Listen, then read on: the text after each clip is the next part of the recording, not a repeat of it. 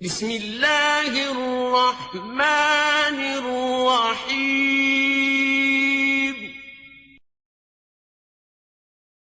لٹے ہوئے قافلہ حسینی کا شام میں داخلہ۔ کوفے سے ہوتے ہوئے اس قافلے کو شام لایا گیا اور شام کی گلی کوچوں کو سجایا گیا، اور اس طرح سے سجایا گیا کہ جیسے کوئی جشن کا سما ہو۔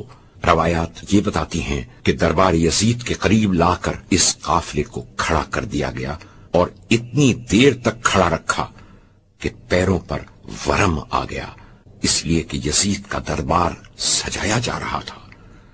وہ اپنی فتح کا جشن بڑی شان و شوکت سے منانا چاہتا تھا کہ دنیا یہ رکھے کہ حسین کو شکست ہوئی اور یزید کامیاب ہو گیا، لیکن شاید وہ یہ نہیں جانتا تھا کہ جیت ہمیشہ حق کی ہوتی ہے۔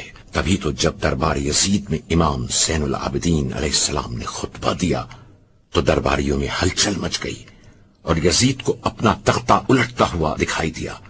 اس نے حکم دیا کہ اذان شروع کروا دو تاکہ یہ خاموش ہو جائیں۔ پھر اذان کی آواز آئی، اللہ اکبر۔ مولا خاموش ہو گئے۔ پھر مؤذن نے کہا، اشہد ان محمد رسول اللہ۔ تو میرے مولا نے کہا، اے یزید بتا، آج تو یہ سمجھ رہا ہے کہ تیری جیت ہو گئی، لیکن یہ بتا تیرے دربار میں آج کس کے جد کا نام لیا جا رہا ہے، تیرے یا میرے جد کا؟ دربار یزید میں 700 کرسی نشینوں کا مجمع اور سیدانیاں شرم سے جھکی جا رہی تھیں، آنکھوں سے آنسو جاری تھے، بازو اور گلے رسی سے چھل رہے تھے، مگر پھر بھی شکر خدا ادا کر رہے تھے۔ بیٹھے ہوئے سب کرسیوں پر چھوٹے بڑے تھے، رسی میں بندھے سامنے سادات کھڑے تھے۔ الغرض یزید اپنی فتح کے نشے میں مست تخت پر بیٹھا ہوا تھا کہ تشت میں سر حسین آیا۔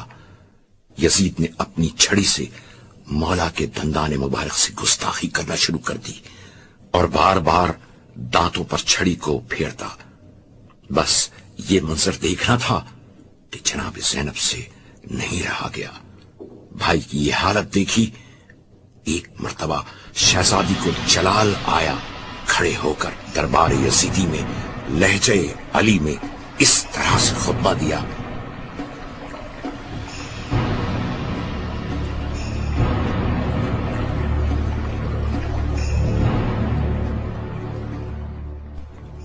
تعریف اللہ کے لیے ہے جو ساری کائنات کا پروردگار ہے، اور درود و سلام رسول و اہل بیت رسول پر۔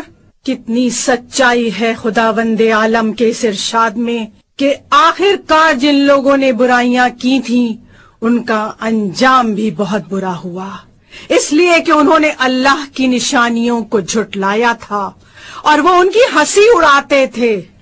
کیوں یزید زمین و آسمان کے تمام راستے ہم پر بند کر کے اور خاندان نبوت کو عام قیدیوں کی طرح در بدر پھرا کر تو نے یہ سمجھ لیا کہ خدا کی بارگاہ میں ہمارا جو مقام تھا اس میں کوئی کمی آ گئی اور تو خود بڑا عزت دار بن گیا؟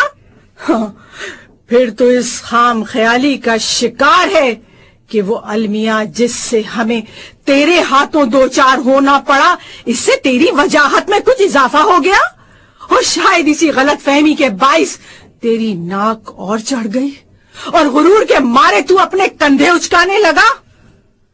ہاں، یہ سوچ کر تو خوشی سے پھولا نہیں سما رہا ہے کہ تیری مستبدانہ حکومت کی حدیں بہت پھیل چکی ہیں اور تیری سلطنت کی نوکرشاہی بڑی مضبوط ہے، اور ہو سکتا ہے کہ تو یہ بھی سمجھ بیٹھا ہو کہ خلاق عالم نے ہماری مملکت میں تجھے بغیر کسی خطرے کے پھیل پھیل کر اطمینان سے اپنا حکم چلانے اور منمانی کرنے کا یہ موقع دیا ہے۔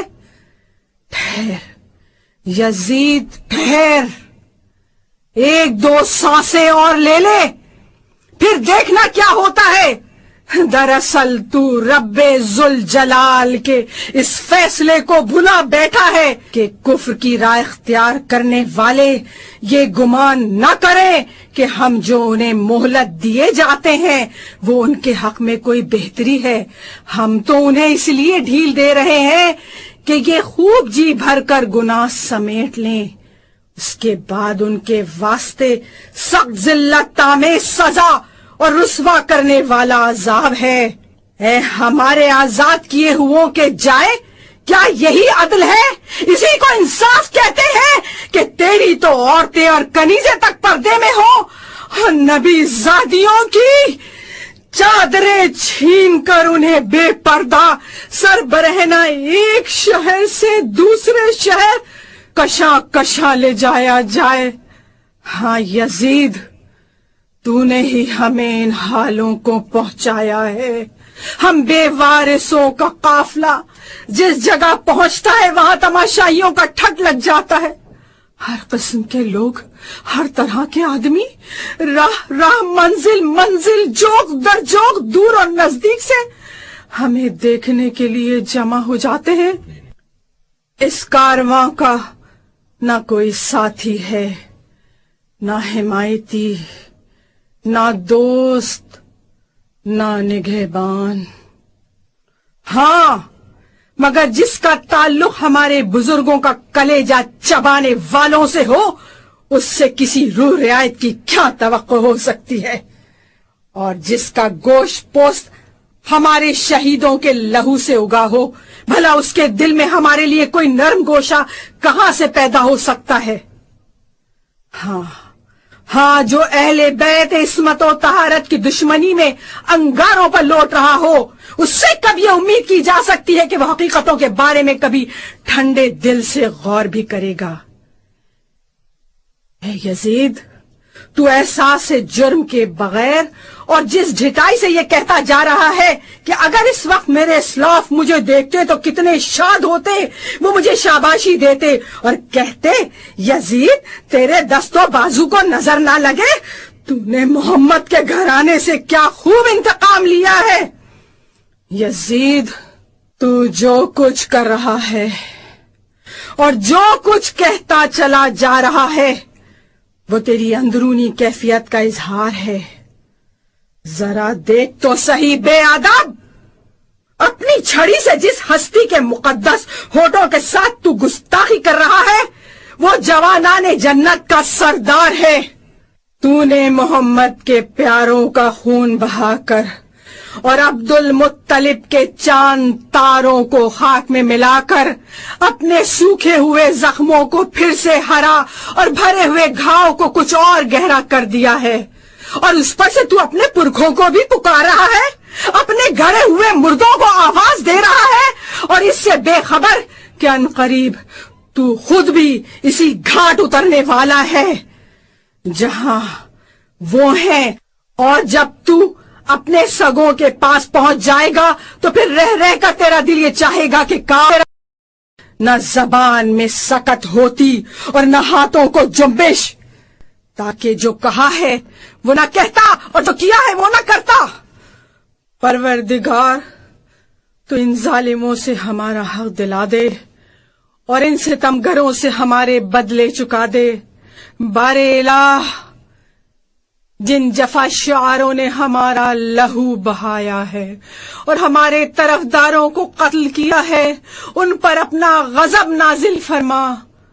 قسم بخدا اے یزید، تو نے خود ہی اپنی کھال نوچی ہے اور اپنے ہاتھوں اپنے گوشت کی تکہ بوٹی کی ہے. بہت جلدی وہ وقت آنے والا ہے کہ تجھے انتہائی ذلت و خواری کے عالم میں اللہ کے رسول کا سامنا کرنا پڑے گا. تو نے نبی کی ذریت کو خاک و خون میں غلطاں کیا اور ان کی عطرت ان کے پیاروں کو نشانہ ستم بنا کر ان کی حرمت زائل کی ہے. یزید، جب تو اپنے ان سنگین جرائم کا بوجھ اٹھائے قیامت کے دن خدا کی عدالت میں پیش ہوگا تو پھر دیکھنا کہ داور محشر کس عنوان سے ریاض رسالت کے بکھرے ہوئے پھولوں کو اکٹھا کر کے ہر برگ گل کو آماج گاہ صد بہار قرار دیتا ہے. اور وہ منصف حقیقی کس طرح جور و جفا کرنے والے باغیوں سے ہم کو ہمارا حق دلاتا ہے۔ اس پیدا کرنے والے کا ارشاد ہے، جو لوگ اللہ کی راہ میں قتل ہوتے ہیں انہیں مردہ نہ سمجھو، وہ تو در حقیقت زندہ ہیں، اپنے رب کے پاس سے رزق پا رہے ہیں۔ سن یزید سن، تیرے لیے بس اتنا ہی جاننا کافی ہے کہ بہت جلد خدائے ذوالجلال فیصلہ دے گا۔ محمد مصطفیٰ مدعی ہوں گے اور جبرائیل امین مدد کریں گے، ہاں، اور وہ لوگ بھی اسی ہنگام اپنا انجام دیکھ لیں گے جنہوں نے زمین ہموار کر کے تجھے اس جگہ تک پہنچایا اور پھر اللہ اور رسول کا کلمہ پڑھنے والوں کی گردنوں پر مسلط کر دیا۔ جب حساب و کتاب کا وقت آئے گا تبھی پتہ چلے گا کہ جو زیادتیاں کرتے ہیں ان کو کتنی بری سزا ملتی ہے، اور اسی لمحے یہ بھی واضح ہو جائے گا کہ کسے بدترین جگہ دی گئی اور کس کے ساتھی کس درجے بودے نکلے۔ اے یزید، یہ تو زمانے کا انقلاب ہے کہ مجھے تجھ جیسے آدمی سے بات کرنے پر مجبور ہونا پڑا۔ تجھے تو میں بہت چھوٹا اور بے وقت سمجھتی ہوں، البتہ تیری سرزنش کو بڑا کام اور تیری ملامت کو ایک اچھی بات قرار دیتی ہوں۔ ہاں، تجھ سے مخاطب ہونے کی وجہ صرف یہ ہے کہ آنکھوں میں آنسو امنڈ رہے ہیں اور کلیجے سے آنچیں نکل رہی ہیں۔ کس قدر حیرت کا مقام ہے کہ وہ خاصانہ خدا جنہیں اس نے عز و شرف دے کر فرض فرمایا، وہی فتح مکہ کے دن ہمارے آزاد کی ہوئے شیطان صفت گروہ کے ہاتھوں تہے تیغ ہوں۔ دشمن کی آستین سے ابھی تک ہمارے شہیدوں کا لہو ٹپک رہا ہے اور آج بھی ان کے لب و دنداں پر ہمارا گوشت چبانے کے نشان موجود ہیں۔ ان کشتگان رہے تسلیم کے پاک و پاکیزہ اجسام دامن صحرا میں بے گور و کفن پڑے ہیں۔ اے یزید، اگر آج ہمیں جنگی قیدی بنا کر تو سمجھ رہا ہے کہ کچھ حاصل کر لیا تو یاد رکھ، کل تجھے اس کے مقابلے میں سخت نقصان اٹھانا پڑے گا، اور یہ بات نہ بھولنا کہ تو نے اپنے اعمال کی صورت میں جو بھیجے گئے بس وہی پائے گا۔ نیز رب العالمین اپنے بندوں پر کبھی ظلم نہیں کرتا۔ ہم اللہ کے سوا نہ کسی سے اپنا حال کہتے ہیں اور نہ کسی کے پاس فریاد لے جاتے ہیں، صرف اسی کی ذات پر ہمارا بھروسہ ہے اور وہی ہم سب کا مرکز و اعتماد ہے۔ اے یزید، تیرے پاس مکر و فریب کا جتنا ذخیرہ ہے اسے جی کھول کر کام میں لیا۔ ہر طرح کی سعی و کوشش میں بھی کوئی دقیقہ نہ اٹھا رکھنا، اپنی سیاسی جد و جہد کو مزید تیز کر دے، اور ہاں، ساری حسرتیں نکال لے، تمام آرزویں پوری کر لے، مگر اس کے باوجود تو نہ تو ہماری شہرت کو کم کر سکتا ہے اور نہ ہی اس موقف میں ہے کہ ہمیں جو مقبولیت حاصل ہے اسے متاثر کر سکے۔ پھر یہ بھی تیرے بس میں نہیں ہے کہ ہماری فکر کو پھیلنے اور ہمارے پیغام کو نشر ہونے سے روک دے، نیز تو ہماری مقصد کی گہرائی تک پہنچنے اور غرض و غائب کی گہرائی کو سمجھنے سے بھی قاصر ہے۔ یزید، تیری فکر غلط ہے، تیری رائے خام ہے، تیری زندگی کے محض چند دن باقی رہ گئے ہیں، تیری بساط الٹنے والی ہے اور بہت جلد تیرے ساتھیوں کا شیرازہ بھی بکھرنے والا ہے۔ اس کے علاوہ وہ دن قریب ہے جب منادی آواز دے گا، ہاتف غیبی کہے گا کہ ظالموں پر خدا کی لعنت، اور حمد و سپاس اللہ کے لیے جو تمام جہانوں کا پروردگار ہے، وہ رب الارباب جس نے ہمارے پیشرو بزرگوں کو انجام کار خیر و سعادت کے خزانے آمرا سے افتخار بخشا اور ہماری آخری شخصیتوں کو شہادت و رحمت کی نعمت عظما سے سرفراز فرمایا۔ ارحم الراحمین، ہمارے شہداء کے ثواب کو کمال آگی، ان کے اجر کو فراواں اور ان کے وارثوں اور جانشینوں کو اپنے حسن کرم سے بہرہ مند فرمائے۔